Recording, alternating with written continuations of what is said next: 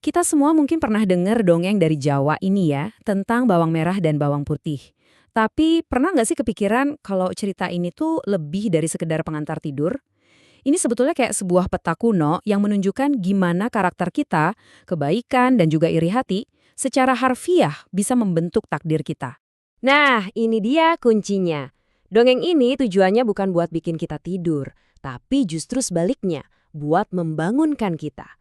Cerita ini tuh fungsinya kayak cermin, yang memaksa kita buat ngelihat dua sisi ekstrim dari sifat manusia, yang mungkin aja ada di dalam diri kita semua. Oke, kita masuk ke bagian pertama, kisah dua watak. Latar ceritanya ada di sebuah desa di Jawa, di mana kita ketemu sama dua saudari tiri.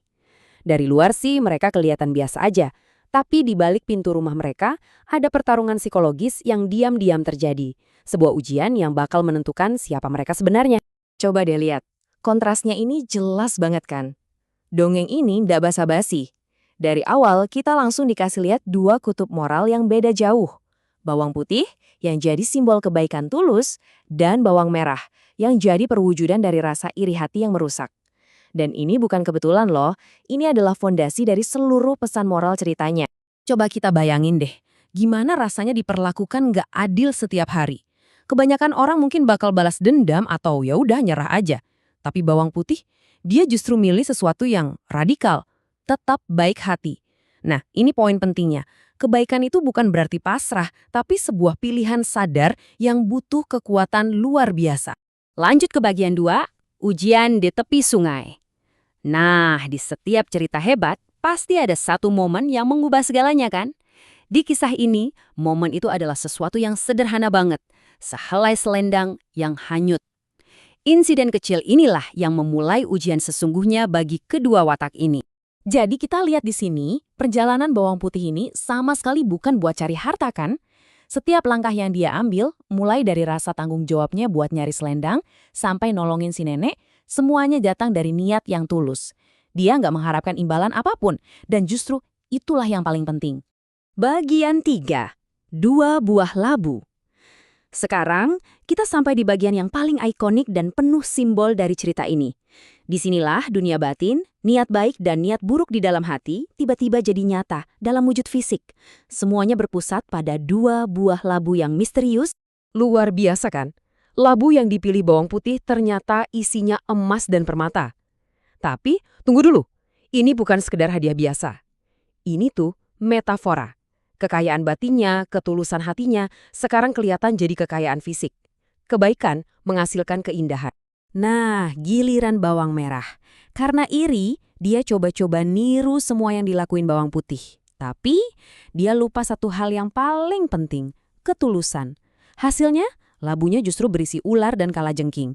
Ini kayak cerminan langsung dari semua kebencian dan niat jelek di hatinya yang akhirnya tumpah keluar ke dunia nyata. Oke, kita masuk ke intinya di bagian 4, watak adalah takdir. Jadi sebenarnya apa sih pesan utamanya? Ini bukan cuma soal yang baik menang, yang jahat kalah loh. Pesannya jauh lebih dalam dari itu.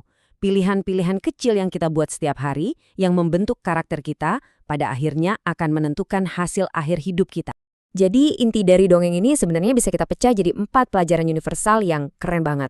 Pertama, kebaikan sejati itu nggak pamrih kayak yang bawang putih tunjukkan. Kedua, iri hati itu ujung-ujungnya cuma merusak diri sendiri. Lihat aja nasib bawang merah. Ketiga, sabar itu kekuatan. Dan terakhir, keadilan pasti akan datang. Nah, 4 pilar inilah yang bikin cerita ini relevan terus sampai sekarang. Dan semua itu kalau kita tarik benang merahnya mengarah ke satu konsep yang kuat banget dalam filosofi Jawa, yaitu watak. Watak itu bukan cuma kepribadian ya, tapi inti dari diri kita. Dongeng ini ngajarin kalau watak kita, integritas, kesabaran, kebaikan, itu bukan cuma sifat pasif, justru sebaliknya. Watak itu adalah kekuatan aktif yang ikut membentuk nasib kita. Dan sampailah kita di bagian terakhir. Kenapa sih dongeng ini bisa bertahan? Pernah kepikiran nggak kenapa cerita yang kelihatannya sederhana ini masih terus diceritain setelah ratusan tahun? Apa rahasianya yang bikin cerita ini bisa melintasi generasi dan tetap relevan? Jawabannya, mungkin karena dongeng ini tuh lebih dari sekedar cerita. Anggap aja ini semacam teknologi budaya. Sebuah cara yang efisien banget buat mengemas pelajaran hidup yang kompleks tentang etika, karakter, dan akibat perbuatan, lalu mewariskannya ke generasi selanjutnya dalam bentuk yang gampang banget dicerna. Pada akhirnya, pesan yang gak lekang oleh waktu dari bawang merah dan bawang putih itu sebenarnya adalah sebuah pesan harapan. Cerita ini mengakui kalau dunia ini memang seringkali terasa nggak adil, tapi cerita ini menegaskan, di tengah semua itu, kebaikan itu bukan kelemahan. Kebaikan itu justru sesuatu yang layak diperjuangkan. Jadi, kerennya, dongeng ini nggak cuma kasih kita jawaban yang udah jadi. Malah sebaliknya, dongeng ini justru ninggalin kita dengan sebuah pertanyaan untuk kita bawa dalam hidup kita masing-masing. Sebuah pertanyaan yang menantang kita semua untuk merenungkan kembali, apa sih nilai dari setiap tindakan kita sehari-hari?